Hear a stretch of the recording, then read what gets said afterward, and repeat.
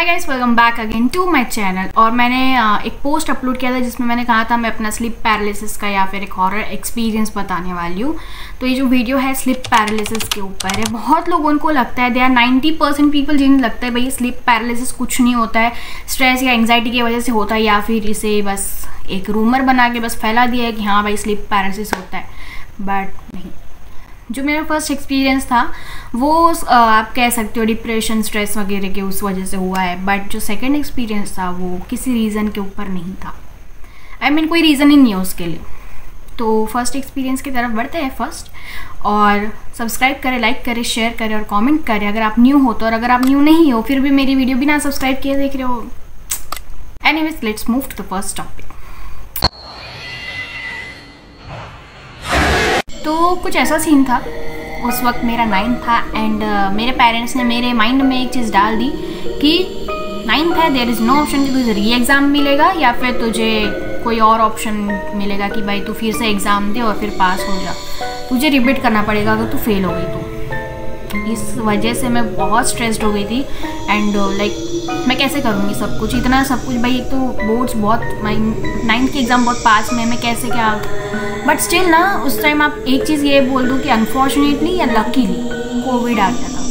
और मेरे पेरेंट्स भी बोलने लग गए कि ले भाई अब कोविड आ गया है, एग्ज़ाम्स कैंसिल हो गई है और तुझे पास कर देंगे स्कूल वाले। बट मेरे माइंड में एक नेगेटिव थिंकिंग थी भाई। स्टूडेंट्स के माइंड में, लड़का लड़की नहीं बोलूँगी, स्टूडेंट्स के माइंड में एक नेगेटिव थिंकिंग भी रहती कि क्या पता भाई एजुकेशन सिस्टम बहुत ही मादर, अगर गलती से इन्होंने बोल दिया कि पेपर हो गए तो होंगे।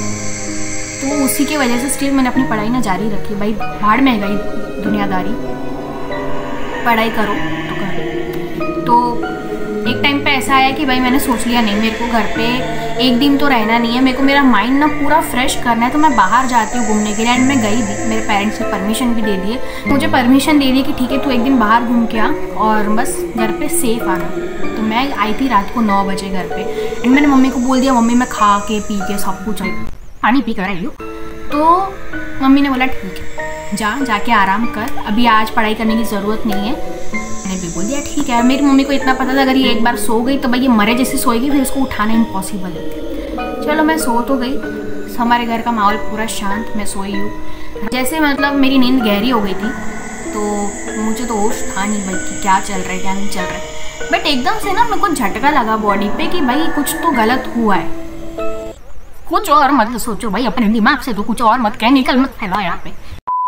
मैंने उस टाइम पे भाई लाइक रियलाइज किया बॉडी पैरालाइज्ड हो गई, हो क्या रहा है मेरे साथ यार। मैंने पता फिर खुद को ना बहुत शांत करने की कोशिश की, पर नहीं भाई मेरा माइंड तो ऑलरेडी पढ़ाई की वजह से टेंशन में था। तो मैं पूरी घबरा गई थी कि क्या हो रहा है। मुझे चिल्लाना है पर मैं चिल्ला नहीं पा रही, मुझे उठना है, मुझे भागना है पर मैं भाग नहीं पा रही, मेरे हाथ पैर नहीं हिल पा रहे, तो मैं कहाँ से उठूँ।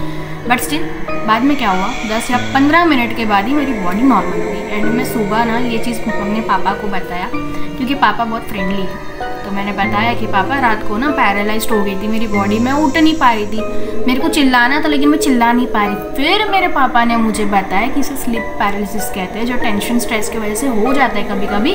तेरे बाप को भी हुआ है तो मुझे इतना पता है।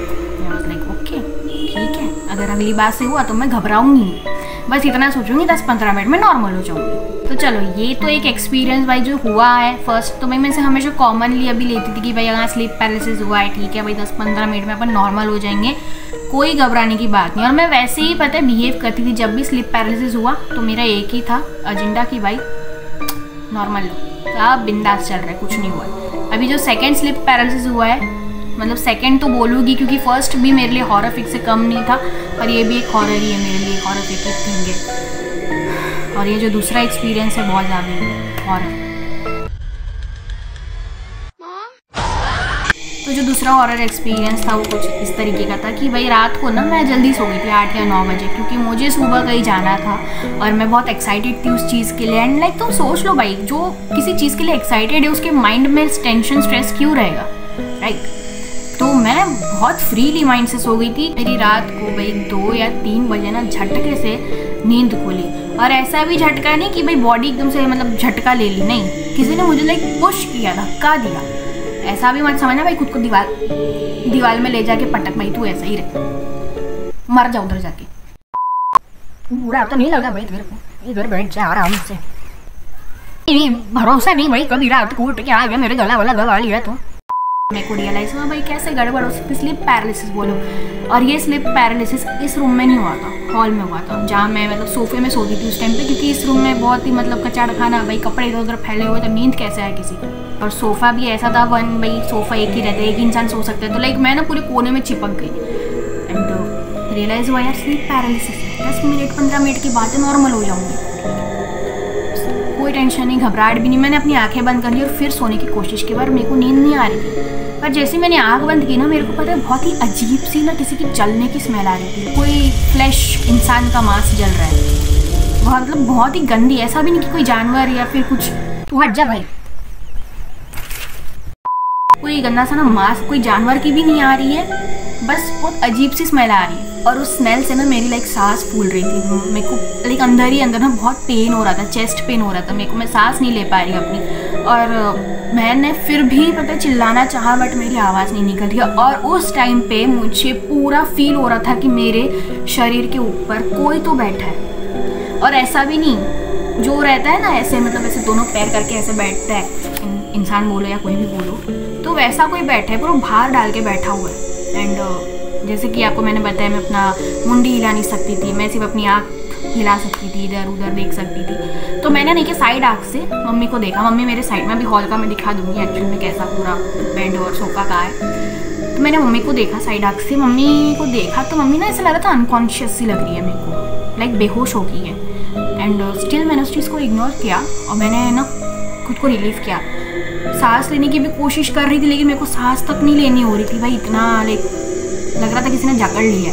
तो मेरे माइंड में याद आया भाई हनुमान चालीसा बोलती, भाई जितना आएगा उतना बोलूँगी, पर माइंड में बोलूँगी तो भूत को क्या ही सुनाई देगा। मैंने फिर वो भी सोचना छोड़ दिया।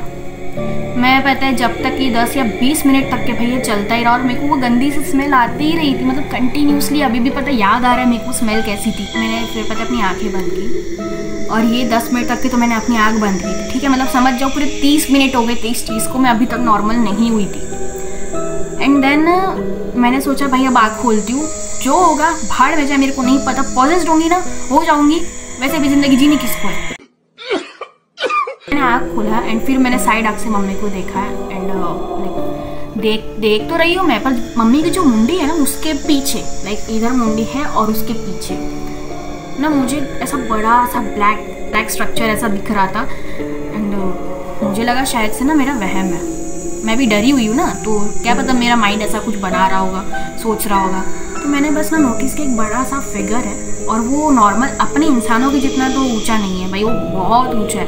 यू नो जिन, अभी रात हो रही है और वैसे कहते हैं जिन का नाम नहीं लेना चाहिए, और मुझे क्या जिन पता है 6 या 7 या 8 फीट के होते हैं, 9-10 फीट के होते हैं, अच्छे ही हो गए भाई, पर कहते वो जले हुए होते हैं। तो चलो मैंने उस फिगर को भी पता एक टाइम पे इग्नोर किया, मैंने खुद पे फोकस किया कि डोंट वरी तनु, हो जाएगी, नॉर्मल हो जाएगी, कोई नहीं, होता है कभी कभार हो जाता है यार, 10 मिनट 30 मिनट हो सकते हैं भाई, हो जाएगी, अभी नॉर्मल हो जाएगी, यही उम्मीद से पता है मैं फिर आंखें बंद की अपनी। और फिर 5 मिनट बाद आंखें खोलने के बाद मेरे को वो फिगर की मुंडी दिखने लग गई, जब मैं आंखों से देख रही हूँ अपनी साइड आंखों से, उतना तो नहीं देख पा रही थी मैं, क्योंकि भाई कितनी आँख घुमा भाई, 360 डिग्री आँख तो घूमेगी नहीं मेरी, है ना। मैंने देखा एंड वो फिगर की ना मुझे मुंडी दिखी एंड उसकी आँख दिखी, बाकी उसका कुछ नहीं दिख रहा था मुझे, सब पूरा ब्लैक था, पर उसकी आँख पूरी वाइट थी। तो ऐसे भाई मुंडी घुमाया था तूने। उस टाइम पे लाइक मेरी हार्ट बीट बहुत तेज़ हो गई थी, और मैंने जैसे बताया मेरे को सांस नहीं लेनी हो रही थी। स्टिल मैंने खुद को कैसे भी करके नॉर्मल किया। मैंने सोचा भाई इतने लाइफ में प्रॉब्लम्स आए तो इसको भी फेस कर ही लेते, अब क्या हो रहा है। मैंने उस फिगर को देखा एंड वो फिगर लाइक मुझे ही घूरे जा रहा था, सिर्फ मुझे, लाइक भाई मैंने उसका कत्ल किया है और वो मेरे वजह से ऐसी हालत में। मैंने चलो वो देख तो लिया, 10 मिनट हो गए, मतलब समझ जाओ पूरे 40 मिनट हो रहे थे, यानी आधा घंटे से ऊपर हो रहा था। फिर मैंने नोटिस किया भाई मम्मी के मुंडी के ऊपर ना फिर कुछ तो है जो ऐसे लटक रहा है और वो घूम रहा है गोल गोल गोल घूम रहा है, और उसकी आंखें वाइट है, और जो नहीं रहती है जो भूत की आंखें वाइट रहती है और जो डॉट्स रहते हैं उनकी आंखों के बीच में, वो बिल्कुल सेम वैसी आंखें थी। एंड वो भी भाई वो मुंडी मेरे को ही घूर रही है। अब मैं तो भाई डर गई, मेरी फट गई। अब मैं क्या करूँ, मैंने अपने माइंड में हनुमान चालीसा बोला। मैंने सोचा भाड़ में जाए भाई, नहीं सुन रहा है भूत ठीक है, मैं तो भाई हनुमान चालीसा बोल रही हूँ। मैंने माइंड में, मुझे जितना आता है, मुझे वैसे तो आता नहीं है, मुझे बस फर्स्ट की कुछ 3-4 लाइनें याद है, उतना मैंने बोला। एंड फिर 10 या 5 मिनट बाद, 5 या 10 मिनट बाद मैं नॉर्मल हो गई। मतलब ये चीज़ मैंने पहले सोची, तब मेरे को करना नहीं आया। मैं ज़्यादा अपनी होशियारी मारती हूँ ना, इसलिए। ये देख रहे हो मेरे को अभी भी पसीना आ रहा है, इतना मतलब लाइक घबरा रही हो। ये चीज़ होने के बाद मेरे को वो, जैसे मैं नॉर्मल हो गई, मुझे वो स्मेल भी आना बंद हो गई। मुझे लाइक जैसा फील हो रहा था, बहुत अनकॉन्शियस सा जैसे लग रहा था कि भाई मैं मर जाऊँगी या बेहोश हो जाऊँगी। सांस लेना तक नहीं हो रहा था, वो भी सब नॉर्मल हो गया था। मैंने पानी पिया, मेरी तो हिम्मत तक नहीं हो रही थी किचन जाने के लिए। भाई किचन ही हमारे इतना डरावना दिखता है, खंडर। तो मैं रात भर सोई नहीं थी। वैसे भी 3:30 हो रहे थे भाई उस टाइम पे। 2 बजे से ये जो पूरा 1 घंटा चल रहा था ना, पूरी रात जगी थी। और सुबह जब मैंने ये चीज़ घर पे बताना चाहा, फिर मेरे माइंड में आया मैं क्या करूँ बता के, मेरे घर वाले विश्वास क्या करते हैं मेरे पे। और भी कई सारी चीज़ें मतलब हुई है, मैं अभी तो नहीं बताऊंगी, अभी के लिए बस इतना ही। एंड इफ़ अगर आपके साथ हुआ है कोई पैरानॉर्मल एक्सपीरियंस आपने किया था, मुझे बता सकते हो, मैं आपकी स्टोरी ज़रूर से शेयर करूँगी, जैसे मैंने अभी खुद की स्टोरी शेयर की है। और आई हो तो मैंने कहा है, बिना सब्सक्राइब किए हुए देखना अच्छी बात नहीं है। सब्सक्राइब करो, लाइक करो, शेयर करो और कमेंट करो। और तू भी आ जा भाई, तुझे बुरा लग गया होगा, पता चल रहा रात को आके मेरे को हॉन्ट कर रहा है।